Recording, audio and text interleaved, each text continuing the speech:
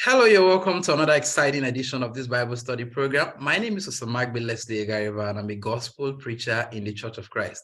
Today, I have with me a new guest. This is the first time he's appearing on this program, and I'm so excited. He's Brother Jeffrey Hamilton, and he's the gospel preacher. He's also an elder of the church at La Vista Church of Christ in Nebraska, United States. As a matter of fact, I have been reading articles on La Vista Church of Christ website for several years now, and I can safely say that most of us in Nigeria have been blessed by his write-up on La Vista Church of Christ. There is almost no question.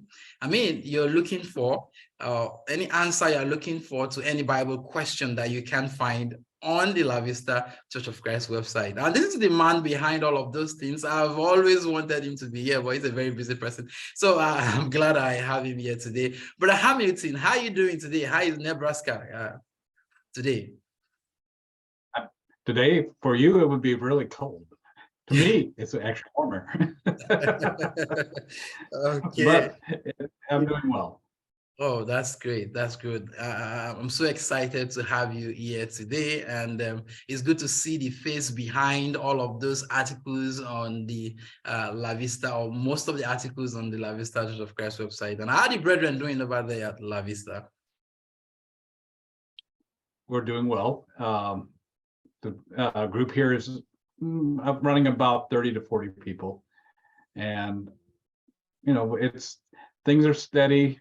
We always would like more growth, but keep working towards that. Okay, that's good. Thank you so much. So today we want to talk about premarital sex. I know you've written a lot on this on your website, of course, so we want you to share that knowledge with us. Premarital sex is something that is really a problem among so many young people, and especially those who are unmarried. So we want you to give us the biblical aspect of on this subject. There are some cultures that teaches something different. So we want you to help us out and how we should behave in all of these situations. First of all, when we talk about premarital sex, I want you to give us a background of what we're talking about and what does it actually mean. Okay. Basically, what we're talking about here is any sexual act that takes place before marriage. The old English word for it was fornication. But unfortunately, people think that's an outdated word. It's not often used because of the negative connotations that it rightly has for it. And so you'll find a lot of the modern translations trying to avoid the use of the actual word, and they will translate the Greek word, which is porneia, as either immorality, which is very vague, that would cover just about anything, or sexual immorality, but still that's quite a vague word. But it's porneia is a broad word, but it refers to sexual acts that involve two people who are not married to each other. Okay. So that would include sex before marriage, but it could also involve adultery, because adultery is an act of sex with somebody you're not married to. It can include also homosexuality. So when you find in the Bible porneia, which is fornication, if you find that standing alone, not with other words like adultery, typically it's just a general broad word for having sex with somebody you're not married to. And when it's with, say, like with adultery, then it's more narrowly defined as those things that, or the sexual acts that occur before marriage, and then adultery will be after you're married. Okay. And to get very specific, porneia is basically any act is done that leads another person to release semen. So that would include intercourse, anal sex, oral sex, mutual masturbation. All those would fall under that category of porneia. All right, all right. Thank you. Thank you so much for that very brief introduction. So, I want to ask you a question, like an African man that I am. Like I said, we have a lot of culture. In Africa, we have so many languages. In America, I think majorly most people speak English. So, but in Africa, it's not like that. We've got, in fact, in Nigeria, we've got a lot of languages. So just as we have diversities of languages, we've got diversities of cultures. However, Mhm. there are some cultures that I have actually known of. Um, you know, they don't consider you having sex with your partner you are intending to get married to. They don't see that to be sinful. In other words, some culture actually wants to know how fertile a lady is before she is married to a man. So I want to ask you, from the biblical point of view, how do we treat people who are actually having this idea? And suppose someone from there becomes a Christian, what should he do? Should he throw away the culture? Or what do you have to say to that? What do you have to say to that culture? Okay. Well, let's put it this way. Back in the days the New Testament was written, fornication was quite prevalent because you find it mentioned a lot of times in the New Testament. Um, Adultery was prevalent. Lying was prevalent. The Cretans were known for lying in Titus. So do people who come from a culture that promotes lying, do they not have to change? Yeah. Or do they have to say that because I'm a Christian, it doesn't matter what culture I came from, this is what God demands of me? See, you don't put culture above God. If you're following Christ, then Christ is our Lord. That's the culture that I live in. I don't live in a culture of the United States. I don't live in the culture of Nigeria or someplace else. I live in the culture of Christianity. And so therefore, that is the rules that I have to follow. Now let's take a look at 1 Corinthians chapter 7. And in that particular passage, it says that now concerning the things which you wrote, so the Corinthians had written to Paul about this particular issue. We don't know the question, we know the answer. It is good for a man not to touch a woman. And the word that's being used there is talking physical touch, but the connotation is that it's talking about sexual touch. He's not talking about, you walk down the hall and accidentally bump into somebody. It's talking about sexually touching someone, because he said the very next passage, but because of immoralities, bad translation of my one that I'm reading out right now, it should say because of fornication, each man is to have his own wife and each woman is to have her own husband. And it goes on to say they ought to get married. Okay. One does not sexually touch a woman because there's a danger that it leads to fornication. And rather than committing a sin, one is to get married. Another passage also that we should take a look at then to show this is in Galatians 5. In Galatians 5 and verse 19, there's the deeds of the flesh. And Paul ends those list of things that those who practice such things will not inherit the kingdom of heaven. There's no if, ands, buts about it. You will not inherit if you practice these things. Now, if you give up these things, that's a different point. But if you're a practicer of this, you're not going to get to heaven. And one of those things that are listed, in fact, the very first thing in the list. Now, the deeds of the flesh are evidence, which is immorality. Is that word porneia again? Okay, fornication will keep you out of heaven. Okay. Now, one verse I like to use with a lot of people is in 1 Thessalonians 4 and in verse 3, where Paul says, "For this is the will of God, your sanctification." Sanctification means your holiness. You're set apart for something special. You're not like the rest of the world. You're somebody different. Okay, you're set apart, dedicated to God. And he then says, that is that you abstain from sexual immorality, from fornication. In other words, if you're involved in fornication, you're not holy. You're not special. You're not dedicated to God. And so that's emphasizing the fact that God sees that as a sin. Mm. And probably the most blatant passage is in Hebrews chapter 13. Yeah. And in Hebrews 13 and in verse 4, it says, marriage is to be held in honor among all. And the marriage bed, which is talking about intercourse, it says is to be undefiled. Sex within marriage is pure, is fine, it's expected, it's undefiled. But he says, fornicators and adulterers, God will judge. There is no passage that indicates that it's fine to have sex before marriage. Mm.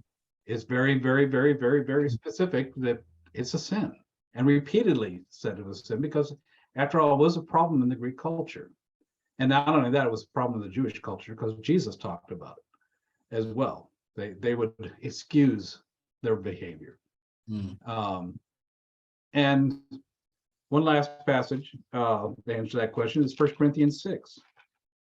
And in 1 Corinthians 6 and verse 9, again, he has a list. He says, do you not know that the unrighteous, okay, will not inherit the kingdom of heaven? What makes a person unrighteous? Do not be deceived. Don't be fooled. Neither fornicators. Oh, well, there's that word again. Nor idolaters, nor adulterers, nor effeminate, nor homosexuals, nor thieves, nor the covetous, nor drunkards, nor revilers, nor swindlers will inherit the kingdom of God. Mm. I don't think there's an argument to say that God says that fornication is fine. Right. I don't know of any argument like that as well. That those are very good passages of the scriptures you've actually pointed to. So basically, the point is, when we find ourselves in cultures that actually, promote sex before marriage, I think we should rather choose to obey God than man. So I thank you, Brother Hamilton, for that. And I think that is very clear. And then I have one next question for you. When we talk about sex, sexual relationship, maybe you're going to put us through that on that. There are a lot of things associated, but sometimes some people have asked questions like, well, you can have some kind of foreplay in as much as you do not, it doesn't lead to the actual sex, that's the penetration, then it's fine.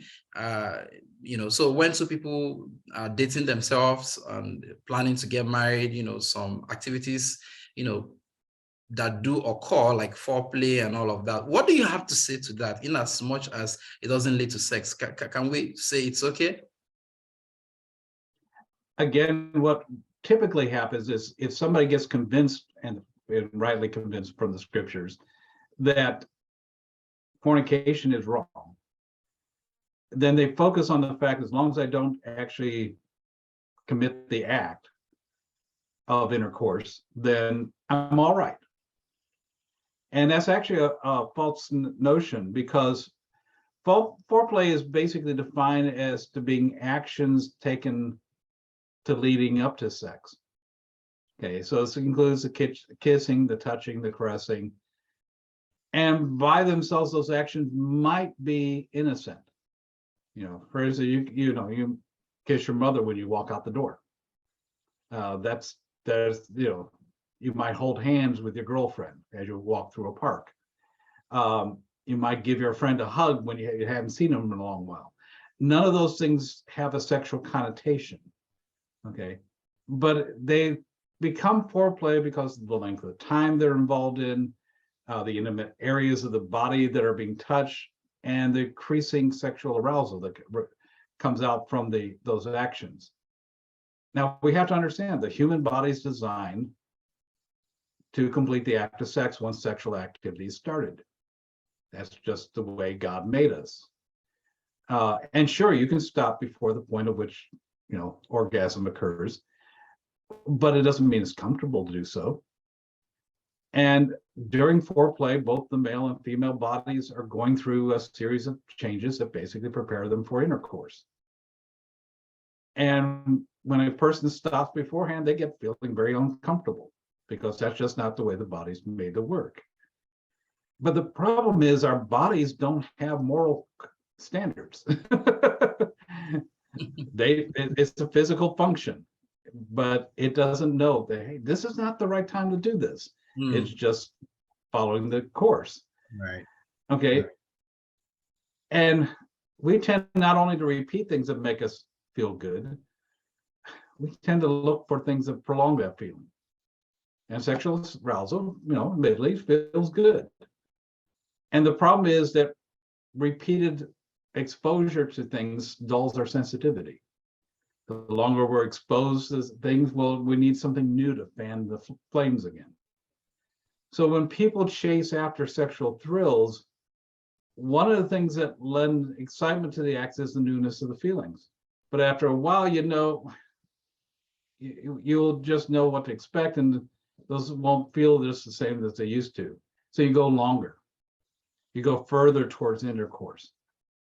And I can't tell you how many times I've gotten questions from people that said, well, I didn't mean for it to go this far. And yeah, it wasn't their intentions while they were not aroused. But, if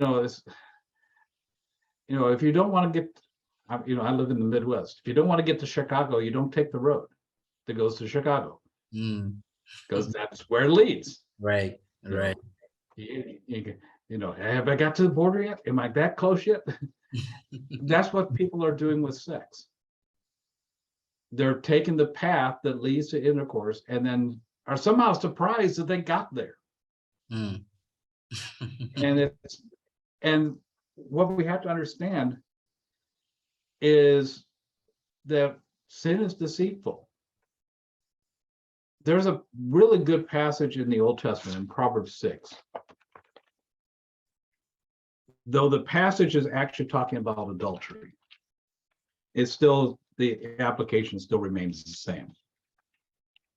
In Proverbs chapter 6 and in verse 27,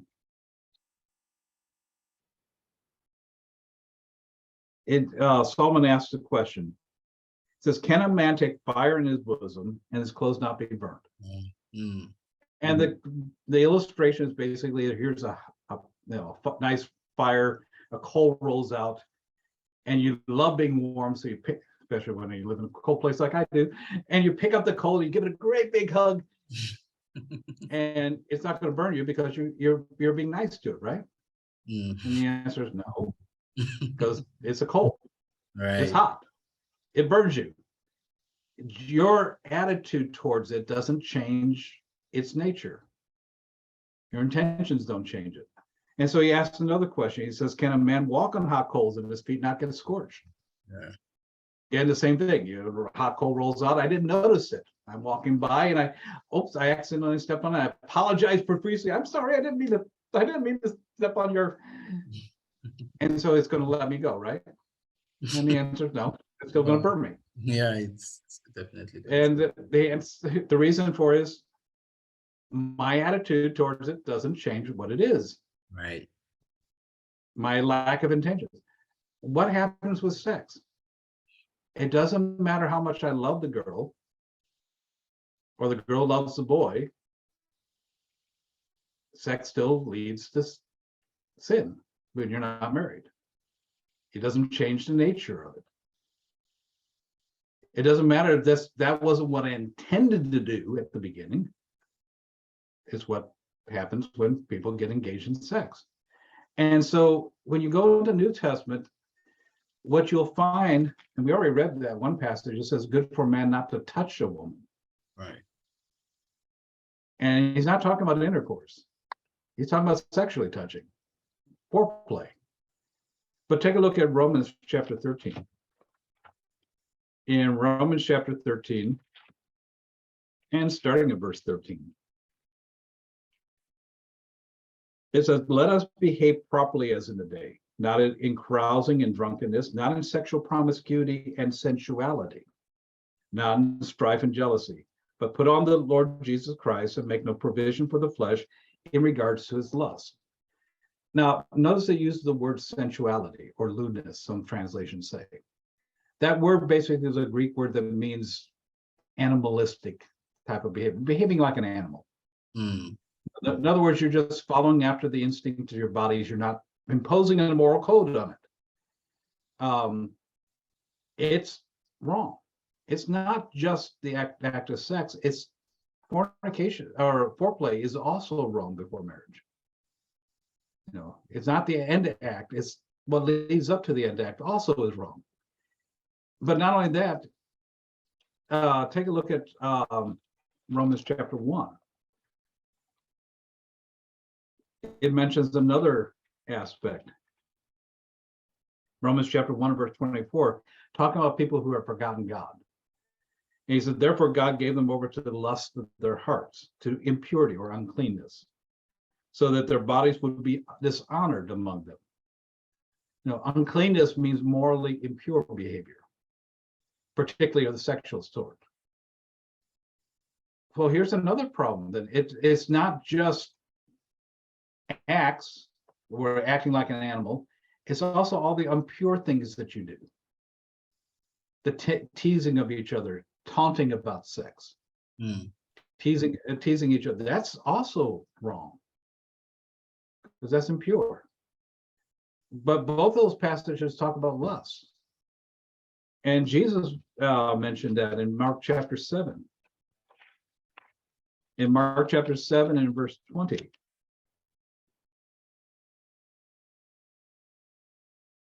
He said, that which proceeds out of a man, that is what defiles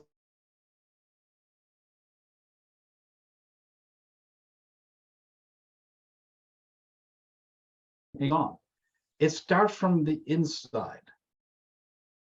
When we start lusting, when we strongly desire for something that's wrong, it's going to come out in our behavior. Well, that strong desire for the justifying what is wrong, even in our minds, that's also sin. And so, you know, and then we mentioned sexual touching. So, you know, people engaged in foreplay outside of marriage, they're committing all those sins. They're acting like animals. They're touching each other in a sexual way. They definitely have lust going on in their head. They definitely have impure thoughts as well as impure speech and behavior. They're sinning in multiple ways long before the clothes come off. Thank you, Brother Hamilton. That was a very great explanation. I was listening very patiently, and all of those passages you just cited were, you know, wonderful passages that actually hits the nail on the head. And you know, it is true, you don't have to get into the act itself before you say you are sinning. You are actually sinning even when you talk, you know, in a lewd way or behave in a lewd way and all of that. Thank you so much for all of those passages. Now I have one question here. Now I've actually had some girls, or should I say sisters, told me, well, let me say girls in general, because both Christians and non-Christians have told me this. They complain about, oh, this guy said, you know, he's not going to date me no more because I refuse to offer him sex. And, you know, a lot of people said they've actually ended their relationship because their boyfriend or whoever it is they are dating said, you know, they needed sex. So what do you advise someone like that? I mean, the individual who is faced with the problem of, oh, I might have to lose my relationship because I don't want to give this person what is demanding, which is sex. What should that person do? Cheer.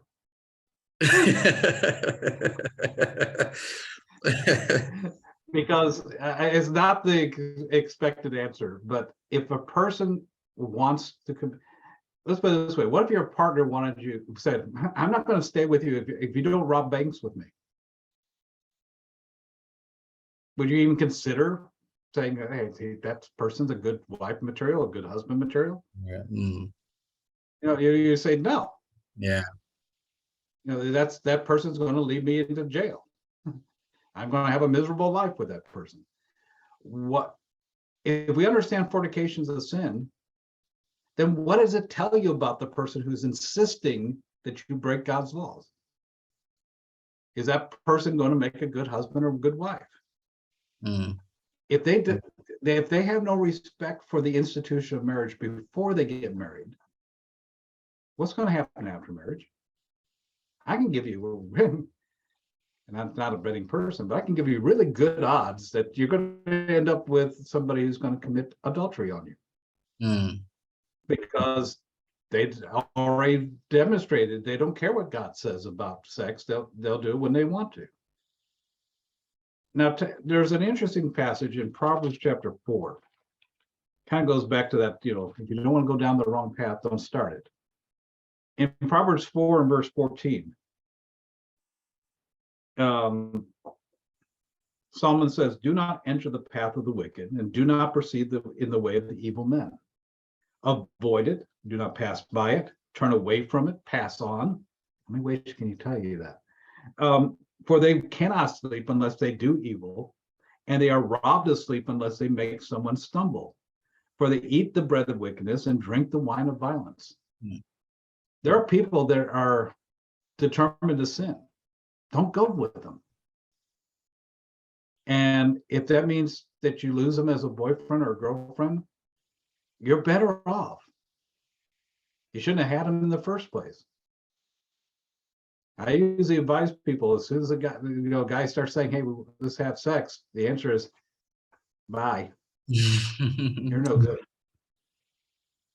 And that's the best thing that would ever happen. I had one lady that she was already caught up in fornication, and then she said, well, my boyfriend doesn't want to get married. I said, well, either you get married or you don't. So she actually sat down and said, we need to get married.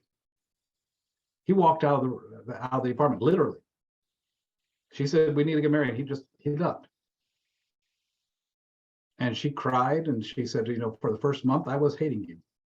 And then afterwards, I realized that was the best thing that ever happened to me. Because she finally found out he was only there for the sex. He wasn't committed to her. And she changed her life.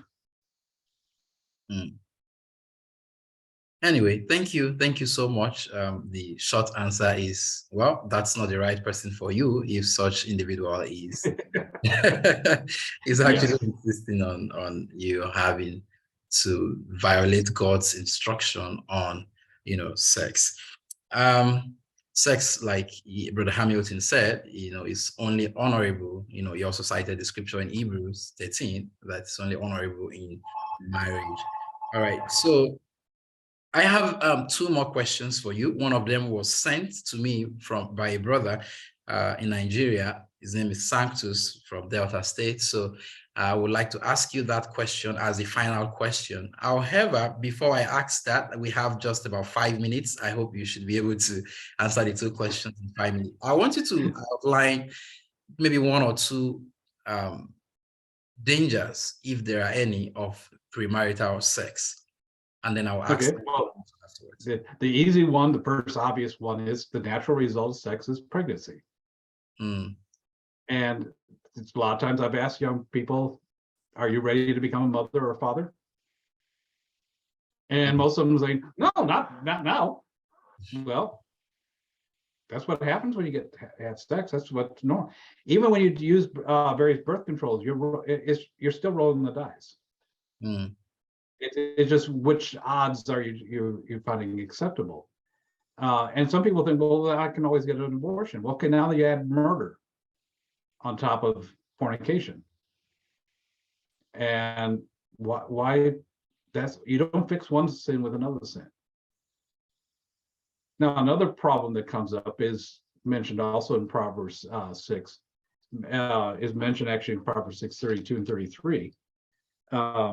Again, he's talking about adultery, but it applies to fornication as well. He says, he who commits adultery with a woman is lacking sense. He would destroy himself who does it. Wounds and disgrace he will find, and his reproach will not be blotted out. And that wounds is referring to sexually transmitted diseases. Even if you prevent pregnancy, you don't prevent sexually transmitted diseases. Mm. And those are prevalent and that are spreading like wildfire. Again, it ruins the fact we're supposed to be holy. Fornication is unholy. All right. It pollutes the temple of God. That's what it says in 1 Corinthians 6 and verse 18 and 20. As well as it keeps me, damages my ability to go to heaven. There's lots of results of, and we got the emotional effects of fornication. Yeah, thank you so much, Brother Hamilton, for that. There are lots of dangers. The ultimate one to me is the fact that you're actually disobeying God, and the eternal destination of your soul should be your priority. And even when you can protect yourself from some other things, you should also realize that God is watching. There is an all-seeing eye watching you. All right, thank you. I have the final question, which is from the brother in Nigeria. He said, let me read. I think this is crucial in the sense that many people already are entangled. That's talking about the premarital sex. Because of a lot of factors that make singles wait for longer than necessary.